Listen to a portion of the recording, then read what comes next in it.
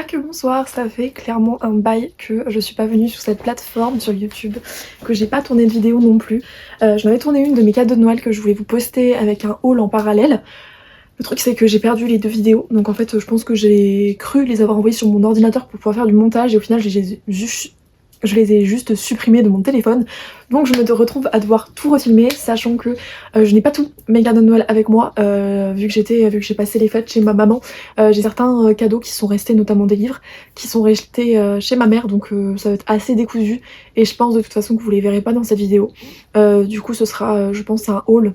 En tout cas les choses que j'aurais voulu vous montrer pour ce book haul là, j'ai vraiment du mal à m'exprimer, je suis désolée. C'est peut-être mieux. Je vous présenterai tout ça pour le book haul du mois de février. Voilà, donc j'ai quelques petits trucs que j'avais pas du tout prévu à la base de vous montrer au mois de février, mais je pense qu'il y aura 3-4 livres, voire 5 livres maximum je pense, qui arriveront au mois de février, parce que justement j'aurais pas pu, puisqu'ils ne sont pas avec moi, vous les présenter dans cette vidéo, et je compte pas remettre encore plus de temps à tourner cette vidéo et à devoir faire plusieurs clips pour vous montrer mes différents cadeaux de Noël, etc. Donc je préfère faire un clip avec tous les livres que je veux vous présenter, tout ce que j'ai acheté courant du mois de novembre, du mois de décembre, et un peu des petits cadeaux de Noël aussi que j'ai eu, et après je vous montrerai plus tard, au mois de février, je vous ferai un haul, tout simplement. Et donc il y aura des cadeaux de Noël dedans, c'est pas grave. Bref, sur ce, on va tout de suite commencer, je pense. J'espère que ce sera pas trop décousu, parce que j'ai un peu récupéré tous les livres que je pensais avoir acheté dans cette période de l'année, donc novembre-décembre. Normalement je me suis pas trompée, il en manque clairement, mais je pense sincèrement qu'on est bon. Ça va être une, je pense, vidéo assez longue, donc n'hésitez pas à prendre un petit café ou à manger, ou je sais pas, faites ce que vous voulez, mais en tout cas je pense que posez-vous bien, parce que on va rester un petit temps ensemble, et aucun rapport. Mais j'aimerais bien en parler parce que c'est revenu dans ma vie, c'était déjà revenu l'année dernière. Et c'est revenu dans ma vie là cette année à la même période de l'année. En gros quand j'étais petite j'étais à fond sur les Monster High, mais vraiment à fond. Et l'année dernière mon chéri m'avait offert une poupée Monster High, et j'avais tellement été sur les fesses et j'étais tellement heureuse que du coup j'avais repris un peu cette passion là qui est repartie et qui là est revenue un peu, et j'ai acheté une collector et je voulais trop vous la montrer tellement je la trouve magnifique. Voilà, elle est juste splendide. C'est une collector, donc c'est à tirage limité, un peu comme les bouquins, donc si vous n'arrivez plus à la voir, et elle sera revendue par des revendeurs qui vont la vendre à un bon petit prix d'or. Vraiment, faut vendre un de ses reins pour s'acheter ce genre de Monster High, ce genre de poupée tout simplement collector. Et je voulais vraiment avoir cette petite Frankie avec la tenue de la Barbie, de la toute première Barbie qui est sortie en 69 ou 79, je ne sais plus. Je la trouve juste splendide. Voilà, je voulais juste vous montrer ça parce que ça fait partie de mes passions maintenant, et j'aimerais bien exposer un petit peu tout ça dans ma bibliothèque ou chez moi. Donc pour l'instant c'est vraiment pas du tout exposé, mais par la suite je tends justement à trouver de la place pour exposer ce genre de Monster High, et je pense que par la suite aussi j'arrêterai d'acheter des poupées un peu basiques, et vraiment j'achèterai des poupées de collection. Voilà. Tout ça pour dire ça, mais je voulais vraiment vous la présenter parce que je la trouve magnifique et je suis très heureuse qu'elle rejoigne ma collection, et je la mettrai je pense en haut de ma bibliothèque. Elle prendra la poussière mais je compte pas la déboxer, donc voilà, je compte la garder sous blister. Du coup on peut maintenant passer au livre. Donc je sais pas exactement comment je vais vous présenter ça, j'ai qu'un seul livre français, même si la vidéo que j'avais prévue à la base il y en avait plus, mais vu que j'ai pas tout avec moi, je vais vous présenter le seul livre français que j'ai. Donc c'est L'épine du trône de Galimé, pardon. C'est une autrice française auto-éditée, et je suis vraiment, je tends à faire des vidéos un peu plus sur des autrices auto-éditées, auteurs-autrices auto-éditées, spécialisées dans la fantasy romantasy. J'aimerais bien que ce soit un type de vlog, une collection de vlogs, je sais pas comment expliquer. En tout cas j'aimerais faire plusieurs vlogs qui traitent sur des auteurs-autrices auto-édités dont on n'entend pas forcément toujours parler. Et j'ai un autre livre, du coup j'avais acheté ce livre aussi, puis j'ai acheté aussi deux autres livres, donc c'est une duologie je crois, et c'est le truc des sans destin, mais j'ai plus le nom en tête, j'ai vraiment la photo, la couverture, mais plus le nom en tête, donc de toute façon vous verrez dans mon haul de février. Mais du coup là j'aimerais bien faire des vidéos justement spécialement pour des auteurs, pour montrer un peu le travail des auteurs auto-édités et en parler. Voilà, et c'est un livre qui me fait très envie. Et pour le pitch, Je vais juste vous lire les 3 premières phrases qui m'ont vraiment donné envie et je pense que ça vous donnera envie. Et si jamais vous voulez en découvrir plus, n'hésitez pas. Donc c'est: il s'était promis l'éternité, il est revenu avec une armée, elle l'anéantira sous un autre visage. Et en gros c'est le visage de la renarde. Et ce livre vraiment me parle, m'appelle et j'ai vraiment beaucoup d'attentes sur ce livre. Et c'est pour ça que j'ai toujours peur de le lire. Et c'est peut-être pour ça aussi que je l'ai toujours pas lu. Parce que je l'ai acheté au mois de novembre je crois. Ou début décembre, je ne sais plus. Mais j'avais vraiment à cœur de le lire. Mais j'ai un peu peur en fait de... J'ai tellement d'attentes, vous voyez, c'est un peu comme Metal Singer où vraiment j'attends. Là c'est un peu pareil, c'est vraiment que je veux aimer ce livre et j'ai peur de pas l'apprécier. Et si je l'apprécie pas, je sais pas comment je vais ressortir de ça et reprendre ma vie telle qu'elle si vraiment je n'apprécie pas. Donc voilà, mais c'est un livre voilà auto-édité sur une romantasy avec une quête de vengeance, un enemies to lovers, mais plus enemies que lovers, et une héroïne badass qui a été trahie et qui veut en fait se venger de celui qui a décimé sa famille. Et ça a l'air trop bien. Bref, le seul livre français que vous verrez dans cette palle du coup pour l'instant, enfin dans ce haul pour l'instant. Ensuite, je me suis acheté, alors avec une amie à moi, on avait décidé de se faire Discovery of Witches comme lecture commune. Le seul souci c'est que elle comme moi en fait, on n'était pas du tout dans le mood pour le lire. Donc on s'est dit qu'on se prendrait pas la tête et qu'on allait mettre ça un peu en pause et qu'on allait reprendre cette saga quand on en aurait envie. Alors je crois qu'elle l'a continué, je me demande si elle a pas fini le tome 1. Moi c'est vrai que j'ai envie d'attendre d'être dans un bon mood pour lire ce livre. J'ai vraiment envie d'avoir envie d'une lecture très dense, où je vais réfléchir etc, je vais me faire des nœuds au cerveau. Et là c'est pas le cas pour l'instant, mais j'avais pris du coup le coffret, donc c'est voilà les 3 tomes de A Discovery of Witches et c'est The Whole Souls Trilogy. Pardon. Et voilà, il me fait très envie, mais pour l'instant ce sera pas pour tout de suite parce que je suis pas prête à lire ce genre de livre à l'instant T, même si ça a l'air vraiment trop bien et que j'étais dans une période à un moment donné, pas Zodiac Academy mais Vampire Diaries, et je voulais trop lire des livres un peu académiques avec des vampires, des sorcières etc, et ça a toutes les vibes qu'il me fallait, mais je voulais un truc un peu plus cocooning, moins prise de tête, et ça m'a pris la tête. Donc pour l'instant je mets de côté, mais vraiment je salue l'écriture de l'autrice parce que vraiment c'est très dense mais très bien écrit. Ensuite comme livre j'ai acheté The Scattered Bones de Nicole Scarano. Alors c'est un livre, je sais pas, c'est un peu de pêche, donc je vais essayer de mettre ma manche. Hop. C'est un livre qui parle de sacrifice, d'amour et de quête. Et c'est vraiment un livre qui me fait tellement envie, mais j'ai peur d'être détruite par ce bouquin comme j'ai pu être détruite par plein d'autres. Je pense notamment au Chant d'Achille que je n'ai jamais fini, et lui j'ai vraiment peur de le lire parce que j'ai peur voilà, d'être détruite et de pas ressortir indemne de cette lecture. Mais je suis persuadée que je ne sortirai pas indemne de cette lecture. Pour vous expliquer un peu le pitch, mais je veux pas trop relire parce que par exemple là je suis en train de lire un livre, je connais pas le résumé et je trouve ça tellement rafraîchissant de se plonger dans un livre sans connaître le résumé. Mais je crois des vibes qu'on est sur une femme qui a été en fait choisie par une déesse et qui, puisqu'elle a été choisie par une déesse, doit vivre dans pas dans un monastère, mais en gros elle doit vivre cachée, personne ne doit vraiment la voir, et elle doit porter un voile un peu comme Poppy. Sauf qu'un jour un jeune homme va s'introduire, donc c'est lui, et il fait partie de la caste des voleurs ou je sais plus quoi, et ils vont se lier d'amitié et après va se jouer une romance.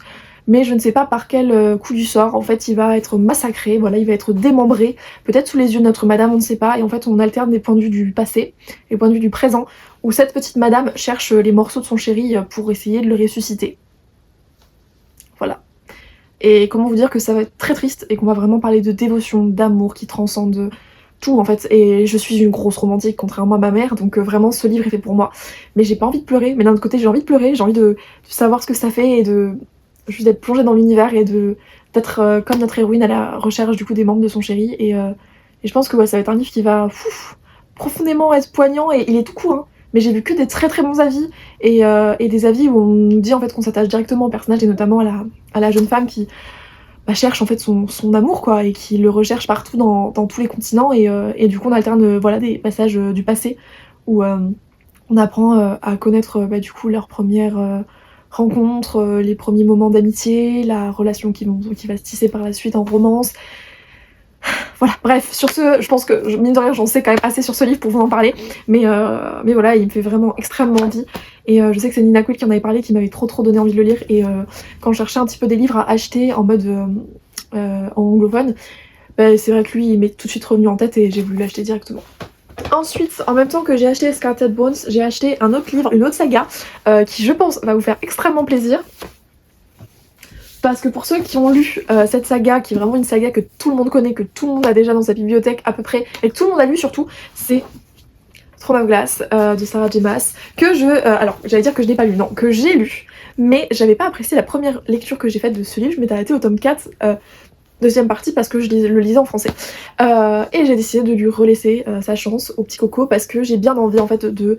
surtout là en ce moment j'ai envie de lire des livres de royauté, mais j'attends de voir avec une copine pour voir si on se le fait toujours en LC ou pas. Mais du coup c'est Throne of Glass, et en fait je voulais vraiment redonner une chance à cette saga, parce que la première fois où j'ai lu en fait ce livre, je trouvais ça très vu et revu, en fait très surfait, très... beaucoup de choses négatives, pas plausibles non plus dans le caractère du personnage, et en fait en remettant les choses dans leur contexte, je me rends compte que Sarah J. Maas c'est quand même l'une des pionnières de la romantasy, que c'est l'une des premières de ce genre, et en fait c'est elle qui a popularisé ce genre, et en fait à part elle, personne, je mets des grosses guillemets parce que je pense que d'autres personnes l'avaient faite, mais en tout cas c'est l'une des premières à l'avoir fait. Et en fait quand on met ce truc là dans son contexte, sachant que toutes les auteurs après se sont inspirés de ce qui avait déjà été fait, en fait c'est clairement un ovni, c'est clairement une très très belle lecture, et c'est clairement voilà un livre qui sortait des sentiers battus quand il a été écrit, quand il a été publié. Donc en remettant les choses dans leur contexte, je pense vraiment que je vais voir cette saga d'une autre façon, d'un autre regard. Et donc j'ai hâte de m'y remettre, et j'ai hâte d'essayer de comprendre un peu plus la hype qu'il y a autour, parce que pour l'instant c'est vraiment Crescent City et ACOTAR mes bébés. Mais Throne of Glass, j'ai jamais vraiment compris cette hype autour, parce que pour le coup moi je n'arrivais pas avec le caractère de notre héroïne. Mais bref, sur ce je vais pas en parler plus, mais on est sur une assassineuse, et je crois qu'elle est en prison d'abord, qu'elle va être repérée, et qu'elle va devoir participer à un concours pour être le garde rapproché du roi, enfin je sais pas comment, c'est pas ça, mais en gros l'assassin personnel du roi, et le roi va emmener du coup son assassin personnel dans des missions etc, d'autres royaumes et tout, et je crois que c'est ça le pitch, et qu'Eleana, ou Selena, ou je sais plus exactement son nom parce que je l'avais lu en français et que le nom en français avait changé, mais en tout cas elle va être forcée, pour sortir de sa situation, à accepter justement de concourir dans cette arène pour être l'assassin personnel du roi, mais il va se passer un meurtre et elle va devoir résoudre le meurtre si je ne m'abuse. Ensuite je vais chercher le gros du gros. Le gros du gros qui est très lourd. J'ai eu tout ça au mois de novembre-décembre, j'ai eu des cadeaux d'anniversaire aussi. Voilà. Et encore, j'en ai acheté 3 autres, mais je vous les montrerai au mois de février, et vous êtes pas prêts. Enfin, vous êtes pas prêts. Vous êtes pas prêts d'en avoir fini. Pas prêts. Je suis pas prête d'en finir, de vous en parler de cette saga. C'est pas français, je pense que vous avez quand même compris ce que je voulais dire. Du coup c'est Zodiac Academy, voilà, il y a eu un vlog dédié à Zodiac, je pense que vous connaissez mon amour pour Zodiac Academy. Même si ce livre, cette saga est un peu... Bref, dans mon cœur c'est un 5 étoiles. Parce que j'adore cette saga, mais il y a des défauts, il y a beaucoup de défauts. Et là il me reste plus beaucoup de tomes pour avoir terminé totalement, d'avoir la saga en entière. Et je vais lui dédier un pan de bibliothèque, parce que vu le nombre de livres et vu ce que j'ai encore acheté et ce qui reste, je pense qu'une étagère comme ça, serait pas de trop, vous voyez. Sachant que j'aimerais bien m'acheter du merch aussi Zodiac, donc pouvoir peut-être mettre aussi des décorations Zodiac sur la même étagère. Bref, du coup c'est Zodiac, donc j'ai acheté le tome 1, je sais pas exactement quand est-ce que j'ai acheté cette saga, donc je préfère vous la remontrer, parce que je sais pas si je vous l'ai montré dans le dernier book haul. Mais donc il y a le tome 1. Le tome 1 du point de vue des gars, aussi très important, le tome 1 du point de vue des gars, que je n'ai pas encore lu parce que je l'ai acheté après un peu tout, et peut-être que quand ça me manquera je lirai le tome 1 du point de vue des gars, mais là dans ce tome 4 que je suis en train de lire, les gars m'énervent, donc pour l'instant j'ai pas envie de voir leur gueule. Alors je vais enlever le marque-page, hop. Ensuite on a le tome 0.5 que j'ai lu et que je suis un peu déçue d'avoir acheté, je dois vous avouer, parce qu'on suit 2 personnages qu'on apprend à connaître dans le tome 1, pardon, dans la saga tout simplement, mais dès le tome 1, et c'est censé nous révéler quelques petites clés de l'histoire, et notamment un passage de l'histoire en particulier. Mais je trouve que ça nous apporte pas plus de renseignements sur un passage de l'histoire qui se passe dans le tome 3 je crois, donc je trouve pas ça très utile, mais bon je l'ai quand même lu. Ensuite, le tome 2 de Zodiac, qui a été une révélation pour moi, un énorme coup de cœur, vraiment un gros coup de cœur, parce que je me suis rendu compte que du tome 1 au tome 2, les autrices avaient fait une évolution de dingue dans la manière dont elles avaient écrit et la manière dont en fait les livres se sont rallongés, et qu'il y avait beaucoup plus d'intériorité et de description aussi des paysages. Le tome 3 qui est clairement mon tome préféré du moment pour l'instant, parce que j'ai trouvé qu'il y a eu une évolution dans la romance entre une des deux sœurs avec un personnage qui sont, je pense, Alicent Mates dans cette histoire. C'est même pas je pense, c'est sûr qu'ils sont Alicent Mates. Mais du coup voilà, c'était vraiment le moment où la romance entre mes deux personnages préférés a avancé à fond. Mon chat a envie de monter sur moi, mais j'ai des livres sur moi. Oui, Aslan. Vous le voyez pas, mais bah, vous allez finir par le voir parce que c'est sûr qu'il va monter. Vous voyez là. Vraiment ce livre incroyable parce que mes deux personnages chouchou d'amour se sont mis ensemble dans ce tome 3, ça a vraiment évolué et j'adore, vraiment j'adore. On a eu des très belles évolutions aussi avec les personnages. Bon, le tome 4 c'est pas ça parce que j'ai l'impression que tout le monde a reculé un peu sauf mes chouchous, mais mes chouchous leur relation est challengée à fond, donc compliqué. Mais viens mon cœur. Ouais, leur relation est... Désolée, c'est très décousu du coup, mais la relation qu'il y avait dans le tome 3 entre eux a vraiment été challengée dans ce tome 4. Je vais vous faire un vlog sur le tome 4 au tome 6. Le hic, c'est que pour l'instant, je suis pas motivée à vous faire un vlog dans la mesure où le tome 4, je trouve que j'ai pas grand chose à vous dire dessus. Et j'aimerais bien que le tome 4, 5, 6 et le reste de la saga, ce soit des spoils. Mais je suis pas sûre d'avoir une grosse audience sur cette saga. Du coup, je sais pas exactement quoi faire. Par rapport à ça, si je tourne quand même une vidéo parce que ça me fait du contenu ou pas, mais ça me permet aussi de garder une trace, donc peut-être que je me déciderai quand j'aurai fini ce tome 4 à savoir si je vlog ou pas, et si jamais je vlog, et bah écoutez, je vous parlerai un peu de ce tome 4 et j'essaierai de vous spoiler un maximum de choses pour que vous soyez pas perdus par la suite, et je sais pas exactement non plus comment vous spoiler parce que j'ai l'impression que je vais devoir vous spoiler tout le tome 1, tome 2 et tome 3, mais je pense que ça s'adressera vraiment aux personnes qui aiment être spoilées et qui ne comprendront pas tout, ou les personnes qui, pour le coup, ont déjà lu jusqu'au tome 3 et veulent être spoilées. Peut-être. Je sais pas exactement comment je verrai les choses, si je dois vraiment vous réexpliquer tout pour au cas où que les gens comprennent, vu que j'ai pas fait de vidéo spoilante, je ne sais pas. Et j'ai reçu ensuite le tome 5, donc le tome 4 et le tome 5 m'ont été offerts par ma marraine.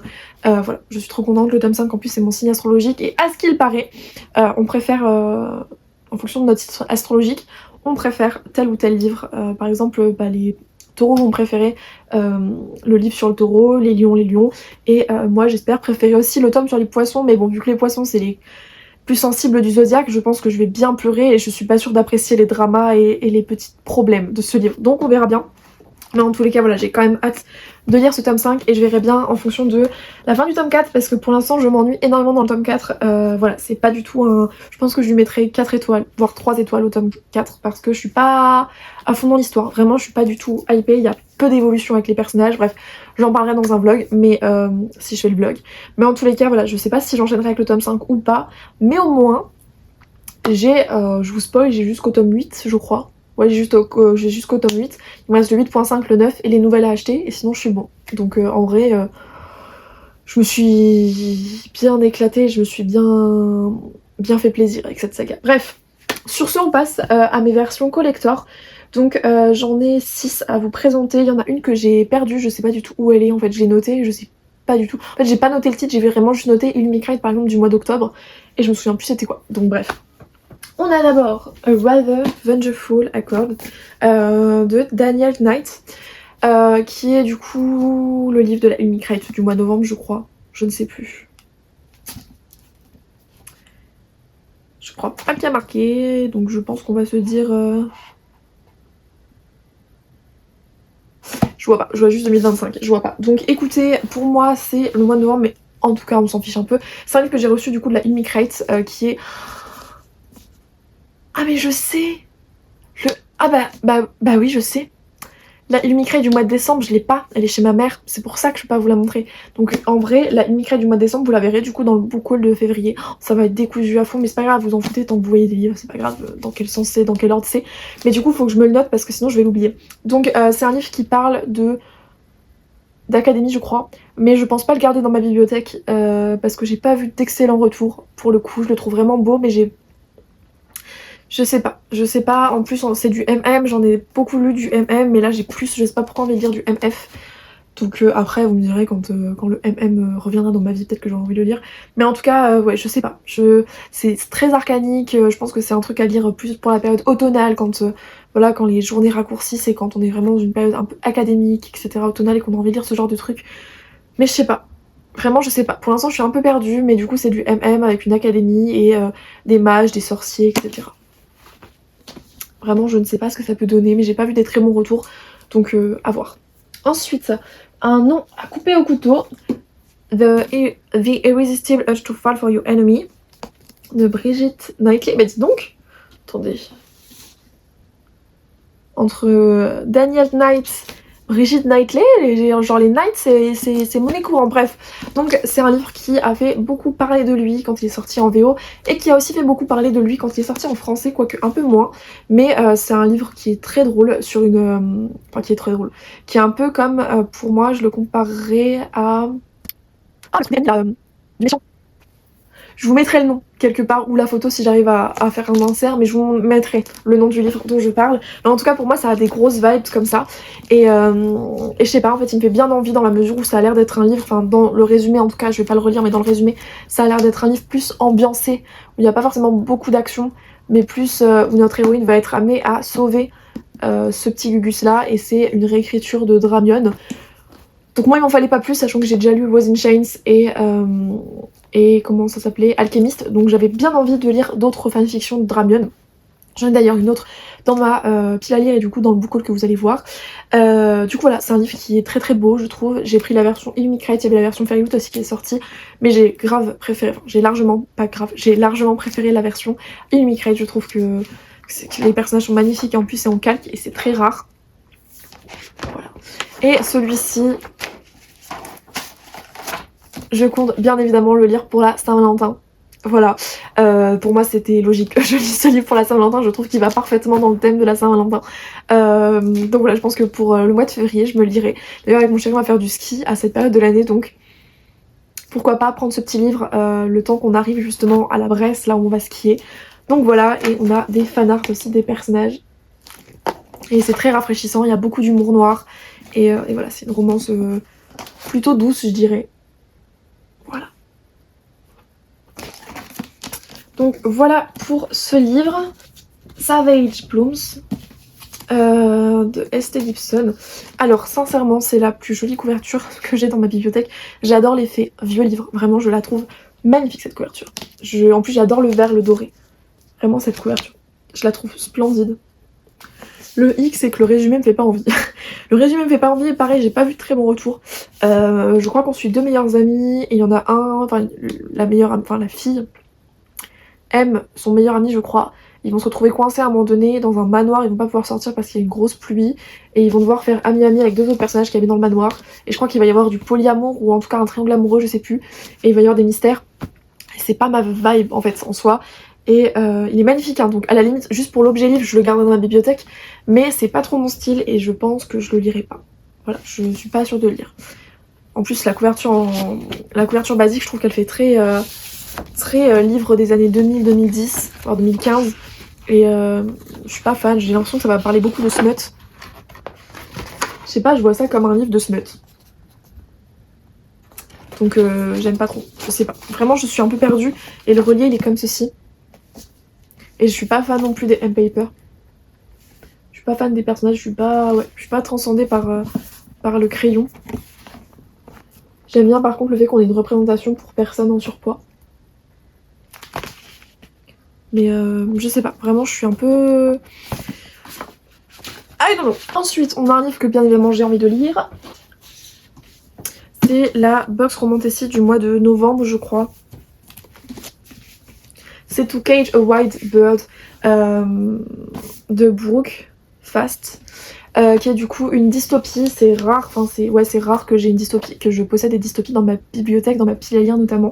J'en lis très peu, j'aimerais bien en lire davantage, et donc j'étais très heureuse de voir une dystopie dans les parutions Fairyloot, et du coup je me suis procuré clairement, enfin on va dire que j'ai pas sauté le mois qui allait envoyer cette box. Je suis désolée, là je commence à fatiguer, mais ouais, j'ai pas sauté du coup la box, parce que quand vous êtes abonné à la Fairyloot ou la Illuminate, vous pouvez sauter des mois qui vous inspirent pas. Et moi du coup quand j'ai vu, parce que je me spoil toujours les livres pour voir si je saute ou pas, j'ai su que j'allais vouloir clairement le prendre, parce que voilà, le thème était vraiment bien, et je crois qu'on suit, de ce que je me souviens, une sœur qui est une chasseuse de primes et qui va en fait monter un trampoline pour être. Je recommence. On suit une jeune femme qui, pour sauver son frère, va en fait se faire capturer et être emprisonnée dans la prison la plus sécurisée du royaume pour justement aller récupérer son frère. Et à la base, elle est chasseuse de primes, ce qui fait que la plupart des personnes qui sont emprisonnées, ils sont emprisonnés à cause d'elle. Donc ça se passe pas comme c'était prévu, et elle est un petit peu en bah, elle est pas en sécurité quoi, genre elle est vraiment, sa vie est mise en péril quoi, et elle va faire ami avec un garde, et ce garde là va l'aider, mais j'ai pas tout capté, et je veux pas tout capter vraiment du tout à cet univers, j'en sais peu, et ce que je sais me suffit. Je vais vous montrer, je le trouve magnifique. Donc ça c'est pas la version de base, c'est une version qui a encore été changée, mais à la base il est pas comme ça, en tout cas je l'ai pas vu comme ça, mais c'est tout Cage Wildbird du coup. Vous pouvez peut-être le retrouver quand même dans cette couverture. Je te mets ça là, Caspian. Tiens. Et le relié est comme ceci. Et vraiment, je le trouve magnifique. Je sais pas si vous verrez bien parce que il fait complètement nuit, donc j'ai mis juste des lumières, mais je trouve cette couverture magnifique. J'aime beaucoup quand il y a des personnages, des caractères sur justement les livres. Je sais que Fairyloot avait envoyé un questionnaire justement à ses partenaires pour savoir ce qu'ils préféraient recevoir comme livre. Et moi j'avais mis des livres avec des personnages quoi. Et je pense qu'ils nous ont écoutés parce que j'ai pas été la seule. Et là vous allez voir que celle de novembre et celle de décembre, il y a des personnages dessus. Donc c'est ma foi très bien. Du coup voilà. On voit bien que c'est une dystopie et je pense que ce livre je le lirai plus au printemps parce que pour moi ça a des grosses vibes de printemps. Donc on a un paper juste ici. J'adore ce paper là, vraiment je le trouve magnifique. Et j'aime beaucoup aussi les Spread Edges qui sont juste comme ceci. Je trouve ça très beau. Et comment vous dire que cette couverture je la trouve magnifique aussi. Elle est d'ailleurs très mignonne l'autrice, genre elle est très kiki. Je pense qu'elle s'est peut-être inspirée d'elle pour le personnage féminin parce qu'il lui ressemble un peu. Ensuite, la Illumicrate, on tient le bon bout les gars, on tient le bon bout. Attendez, je vais juste... Hop. Seven Deadly Thorns, du coup qui est pour moi une réécriture, pardon Aslan, qui est pour moi une réécriture de Dramion, tout simplement, qui est une fanfic de Dramion. C'est un livre Dark Academia sur une femme qui n'est pas censée, enfin qui possède une magie très sombre, il faut pas qu'elle soit découverte et je ne sais plus pourquoi et je ne sais pas quoi, et elle va rejoindre une académie, tout ce que je sais, et elle va devoir s'allier à son rival académique je crois, et voilà. Et c'est à ce qui paraît un retelling aussi de Blanche-Neige. À ce qui paraît, moi je vois pas trop le rapport, peut-être qu'en lisant je verrai plus, mais pour l'instant je vais vous montrer les fanarts, pour moi ça fait vraiment, mais vraiment Dramion. Donc ça c'est la couverture de base, vous pouvez retrouver ce livre en français, il a une couverture à peu près pareille en français, donc voilà, vous pouvez vraiment facilement le retrouver en français, il est sorti il y a pas longtemps. Et le relié est comme ceci. Je trouve ma foi très beau, j'aime beaucoup, en plus le vert c'est totalement ma couleur, donc j'aime beaucoup. Et les fanarts. Donc comment vous dire que moi j'imagine vraiment Draco Malfoy et Hermione Granger, voilà. Ou Kate et Elena. Et l'autre fanart.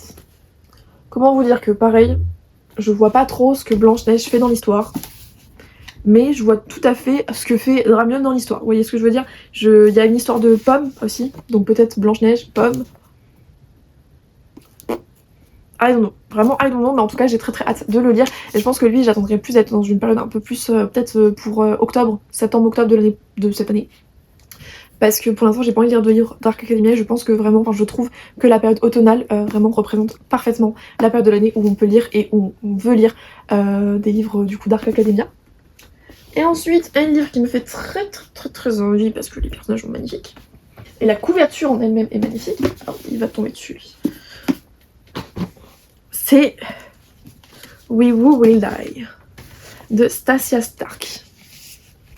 Voilà pour la couverture que je trouve juste magnifique. Comment vous dire que je la trouve splendide et c'est pas fini.